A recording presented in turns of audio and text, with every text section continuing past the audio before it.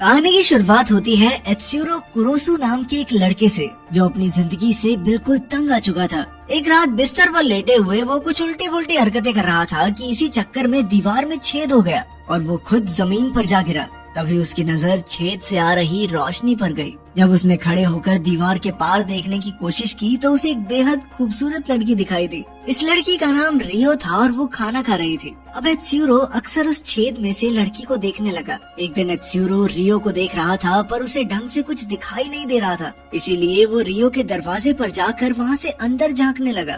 तभी अचानक बाहर से एक लड़की ने उसे देख लिया तो एत्सुरो घबरा कर काम करने का नाटक करने लगा। खैर वो लड़की अपने भाई के लिए नीचे वाले फ्लोर पर खाना छोड़कर चली गई। अब एत्सुरो तो बेरोजगार था और उसे भूख भी बहुत लगी थी, इसीलिए वो नीचे जाकर खाना चुराने लगा। पर तभी ऊपर से रियो ने उसे देख लिया और उन दोनों में बातें शुरू हो गई। फिर रियो ने एत्सुरो को अपने साथ खाने के लिए बुलाया। एत्सुरो उसके कमरे में घुसा तो उसकी नजर उसी छेद पर पड़ी जो रियो की किताबों के टेबल के ऊपर था। खैर फिर वो दोनों मिलकर खाना खाने लगे तो एत्सुरो को खाना बेहद पसंद आया और उसने खाने की काफी तारीफ की। तब रियो ने कहा कि जब उसका मन करे वो खाना खाने आ सकता है। फिर खाने के बाद एत्सुरो खुशी खुशी अपने घर लौट आया और फिर अपने कमरे से छुपकर रियो को देखने लगा। फिर एक दिन जब वो दोनों खाना खा रहे थे तो एत्सुरो ने रियो से पूछा कि उसके बार बार यहाँ आने से उसे कोई तकलीफ तो नहीं। पर रियो तो कहने लगी कि अगर वो चाहे तो उसके साथ आकर रह भी सकता है। फिर धीरे धीरे एत्सुरो को रियो से प्यार होने लगा, क्योंकि उसकी नजर में रियो से बेहतर लड़की कोई नहीं हो सकती।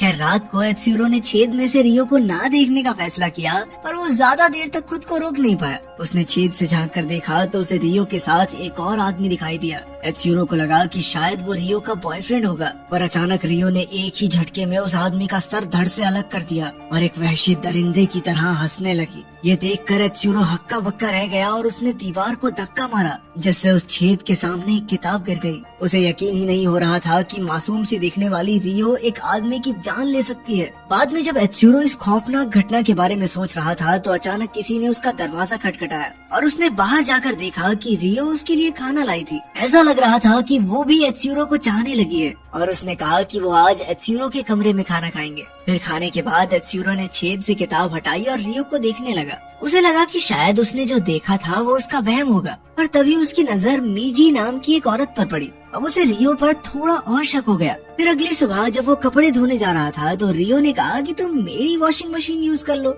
इसके बाद उन दोनों ने प्लान किया कि वो आज रात को फिर से साथ खाना खाएंगे। तब एत्सुरो को कल रात की घटना याद आई, पर उसने खुद को मना लिया क्योंकि वो रियो को बेहद पसंद करता था। रात को जब एत्सुरो खाने की टेबल सजा रहा था तो अचानक उसे रियो के कमरे से अजीबोगरीब आवाजें आई। उसने तुरंत छेद से देखा तो रियो के कमरे में एक और आदमी था और रियो ने उसे भी बड़ी बेरहमी से मार डाला। ये देखकर एत्सुरो को एहसास हो गया कि ये कोई वहम नहीं है और वो जोर जोर से चिल्लाने लगा। तब रियो ने उसे सुन लिया और वो चाकू लेकर उसके पीछे पड़ गई। एत्सुरो जान बचाकर बिल्डिंग की छत पर भाग गया, पर रियो उसके पीछे वहाँ भी आ गई। रियो ने उससे पूछा कि एत्सुरो को उसका सच कैसे पता चला। तब एत्सुरो ने उसे छेद के बारे में बता दिया। साथ ही उसने घबराते हुए अपने प्यार का इजहार भी कर दिया कि तुम क्यों करती हो ये सब, मैं बहुत प्यार करता हूँ तुमसे, लेकिन तुम लोगों को मारती हो रियो।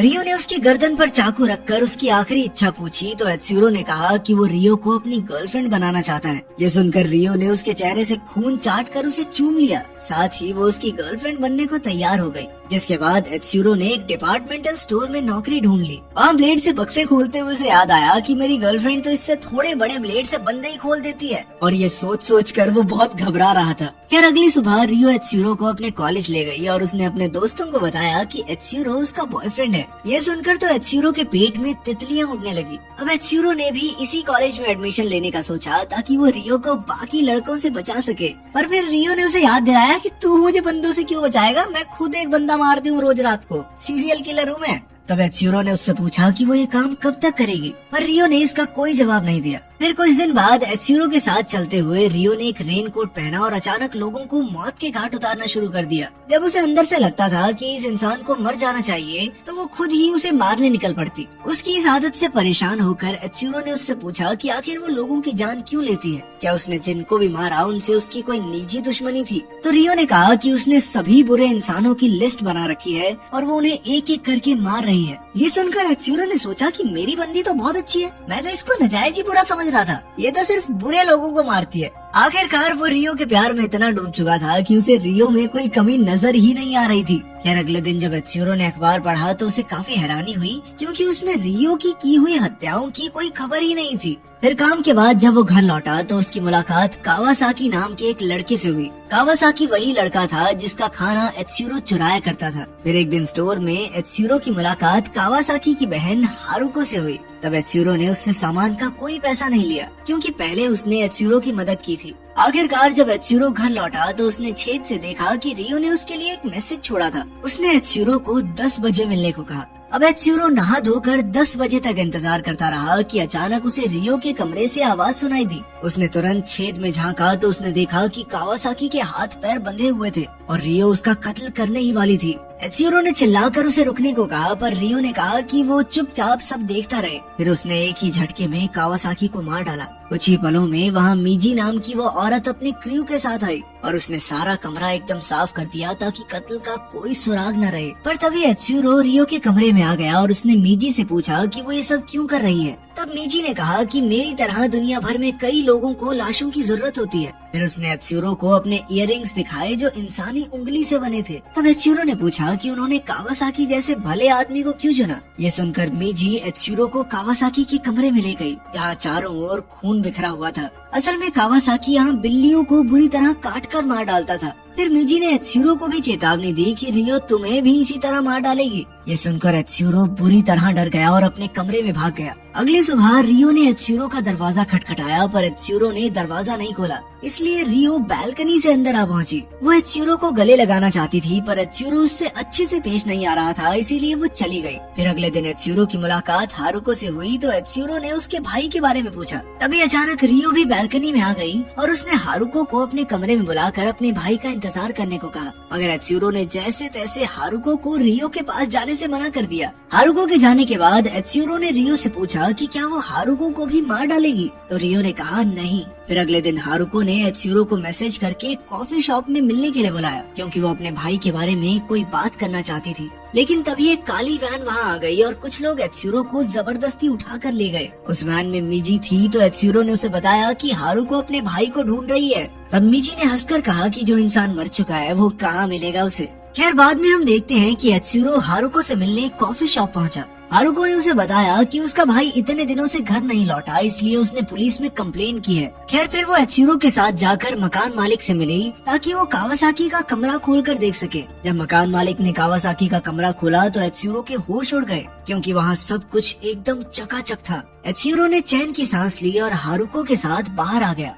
बाद में जब वो घर लौट रहा था तो उसने देखा कि एक आदमी रियो के कंधे पर हाथ रखकर घूम रहा था। रात को जब एत्सुरो रियो के साथ खाना खा रहा था तो उसने रियो से उस आदमी के बारे में पूछा, पर रियो जवाब देने की बजाय कहने लगी कि उसे हारुको से दूर रहना चाहिए। सच तो ये था कि उन दोनों को ही जलन हो रही थी। अचानक रियो ने गुस्से में खाना फेंक दिया तो एत्सुरो ने उसे मनाने के लिए पीछे से गले लगा लिया। उसने रियो को चूमने की कोशिश की, पर रियो ने उसकी गर्दन पर चॉपस्टिक रखकर उसे रोक दिया। फिर अगले दिन एत्सुरो फिर से हारुको से मिला तो हारुको कहने लगी कि रियो से कहीं ज्यादा बेहतर हूँ मैं, तुम्हें उसके साथ नहीं मेरे साथ होना चाहिए। उसने ये भी कहा कि रियो एत्सुरो के लिए खुद को कभी नहीं बदलेगी। आखिरकार जाने से पहले हारुको ने कहा कि वो कल यहीं उसके जवाब का इंतजार करेगी। फिर जब एत्सुरो घर जा रहा था तो अचानक कुछ गैंगस्टर्स ने उसे अगवा कर लिया और वो उसे अपने अड्डे पर ले आए। फिर उनके गैंग लीडर ने एत्सुरो को हुक्म दिया कि वो रियो को और कत्ल करने के लिए मनाए, पर एत्सुरो ने इसके लिए साफ इनकार कर दिया तो गुंडों ने उसकी जमकर धुलाई की और आखिरकार उसे रिहा कर दिया।